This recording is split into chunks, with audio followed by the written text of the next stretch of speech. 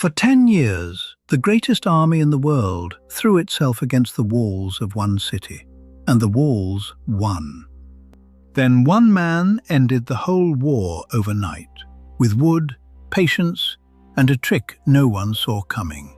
It is called the cleverest trick in history. But here is the secret. It only worked because its victims helped. Hidden inside this story is a lesson we still get wrong today. What is it? Hi, this is What is the Lesson?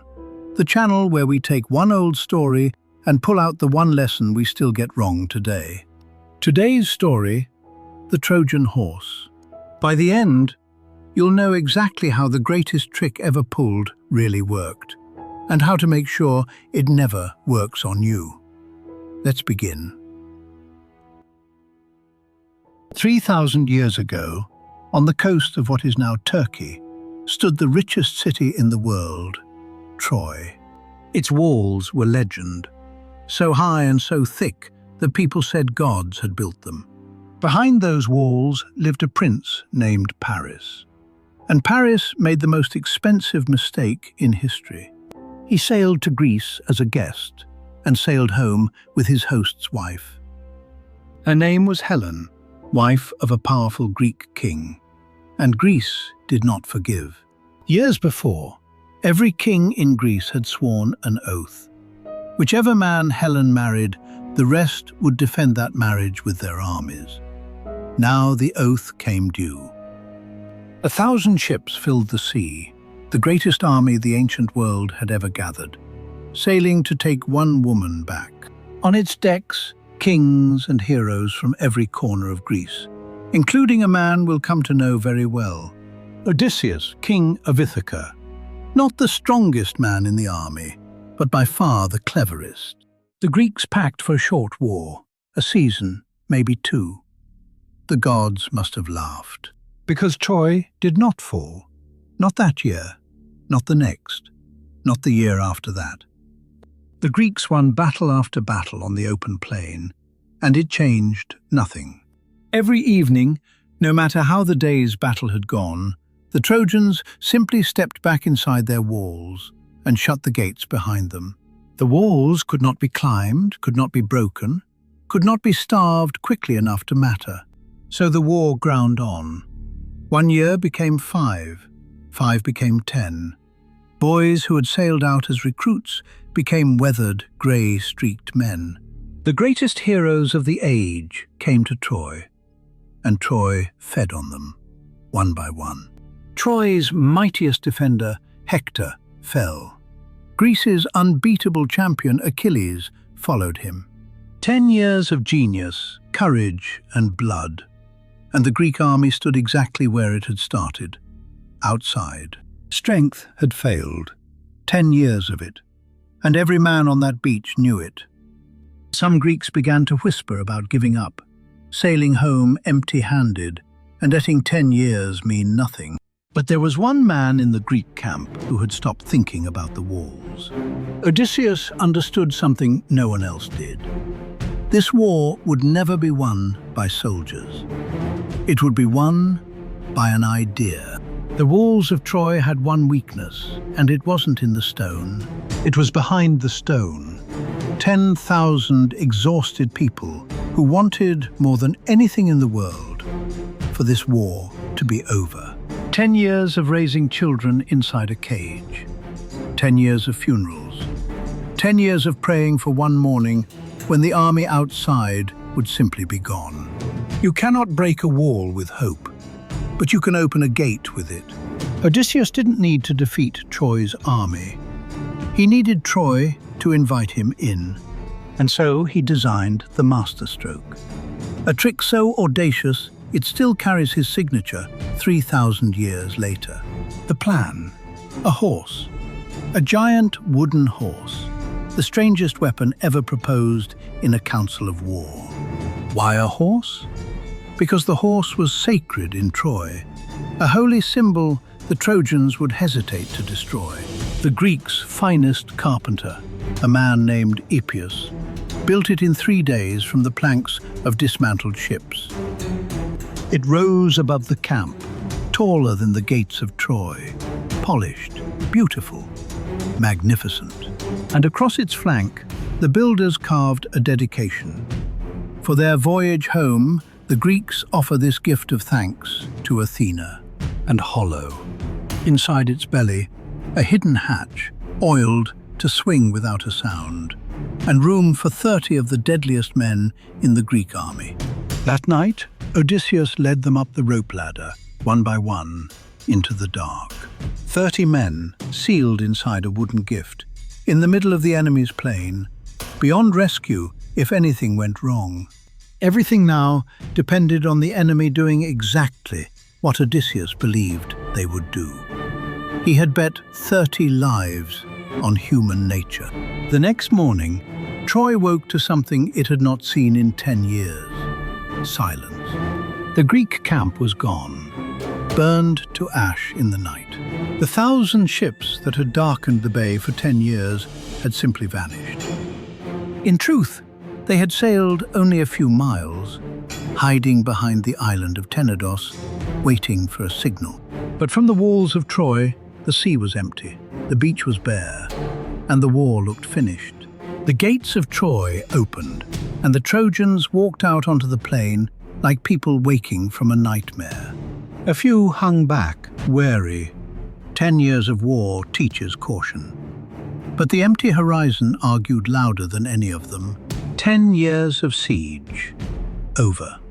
They laughed. They wept. They touched the grass of a plain their children had never been allowed to walk.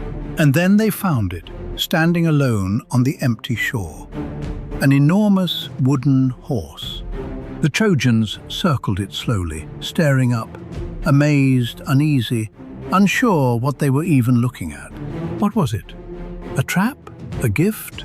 An offering to the gods? This was the moment the whole trick balanced on a knife's edge. Burn it, and 30 men die inside. Bring it in, and Troy falls. And that's when Odysseus's finest move stumbled out of the marshes. A single Greek, ragged and trembling. His name was Sinon. He had volunteered to be left behind, to play the most dangerous role ever written. Dragged before the Trojan king, he wept, and delivered the performance of the age. The Greeks had given up, he said. The horse was an offering to the goddess Athena, to buy a safe voyage home. And Sinon himself? Chosen as a human sacrifice, he said. He had slipped free, and the fleet sailed without him. Then came the touch of genius, the detail Odysseus had built the entire trick around. The horse was built this large on purpose, Sinon explained. Too big to ever fit through Troy's gates, because if the Trojans ever brought it inside their walls, the goddess's favor would leave Greece and pass to Troy forever.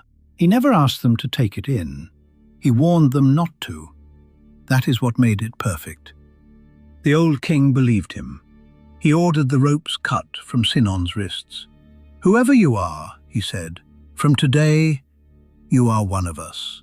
Not everyone believed him. A priest named Laocoon came running down from the city, shouting at the crowd to stop. "Do not trust it, Trojans. Whatever it is, I fear the Greeks, even when they bring gifts." And to prove his point, he hurled his spear into the horse's side, where it stuck, humming. Inside the belly, 30 men froze. One sound, one clink of armor, and everything was lost. The plane went quiet, the crowd wavered. The trick began to die. And then the sea moved. 2 immense serpents rose from the waves, crossed the sand, and killed Laocoon and both his sons. The Trojans gasped. Surely this was the goddess herself, punishing the man who had insulted her offering. Whatever the serpents truly were, they came at the perfect moment, and doubt died with the priest. One voice remained, the king's own daughter, Cassandra, cursed by the gods to see the future and never be believed. She screamed the truth from the walls. Armed men in the belly, the city in flames, everything lost. Troy heard its own future out loud, hours before it happened, and laughed at her. The decision was made. The horse was coming into the city, whatever it took. It was too big for the gates, exactly as designed. So the Trojans did the unthinkable. They tore a hole in their own wall. The wall that had defied the world for 10 years opened from the inside by the very people it protected. Old men who had defended that wall with their blood stood watching their grandsons tear it down, and cheered with them.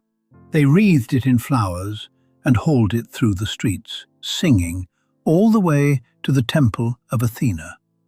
4 times, the old poets say, it lurched to a halt, and 4 times a sound like shifting metal rang inside it. 4 warnings. No one listened. The city was done with fear. That night, Troy threw the greatest celebration in its history. 10 years of terror released in a single night of wine and song. For one evening, after 10 years, there was music inside Troy instead of fear. If the story ended here, it would be a beautiful one. And then, hour by hour, the city sang itself to sleep. In the dark beneath the temple, the horse stood silent, among wilted flowers and empty cups. Inside it, 30 men had listened to their enemies celebrate for hours, barely breathing. On the walls, even the watchmen slept. Who stands guard after a war is over? Down on the dark shore, Sinon, free of his ropes now, lit a signal fire. And behind the island, 1,000 ships turned silently back toward Troy. The same beach Troy had celebrated on that morning filled again silently with 1,000 ships. The hatch opened. A rope slid down into the dark. And one by one, 30 men descended into the sleeping city. They moved through the empty streets to the gates and swung them wide open. For the first time in 10 years, the gates of Troy stood open at night, and the Greek army walked through them. What 10 years of siege could not do, one night finished. Troy burned. The city that could not be conquered was gone by sunrise, its unbreakable walls still standing, almost untouched. The walls were never beaten. The only breach in them, the Trojans had cut themselves. The war of 1,000 ships was ended not by strength, but by one man's understanding of how people believe. The horse was only wood. The real trick was built out of what Troy wanted to be true. As for Odysseus, the man whose mind ended the war, the gods had been watching. A victory this clever, they decided, deserved a test to match it. His voyage home should have taken weeks. It would take 10 more years and cost him every ship and every man. But that is another story. Our first story, in fact. And it's waiting for you right after this one. So, what is the lesson? Here it is in one line. The easiest person to trick is the one who wants to believe. Think about what actually beat Troy. Not the horse. The horse was just wood and nails. Troy fell because, after 10 years of pain, the war is over, was the one story every Trojan was desperate to hear. They had warnings, a spear in its side, a princess screaming the truth, and they explained every single one away. Odysseus's genius wasn't carpentry. It was knowing that people stop checking the moment the news is good. And 3,000 years later, we haven't stopped falling for it, not even slightly. The horse has only changed its shape. The message saying you've won a prize. The deal that's just a little too good. The stranger telling you exactly what you hoped to hear. The Trojan horse isn't parked outside your city anymore. It's in your inbox, your feed, your phone. So when something feels exactly like what you've been wishing for, that is the moment to check it twice. Because the gates of Troy were never broken. They were opened from the inside with a smile. The easiest person to trick is the one who wants to believe. Thanks for watching. If this story made you think, subscribe, like, and leave a comment below. And watch more of our stories right here, starting with what happened to Odysseus next. See you in the next lesson.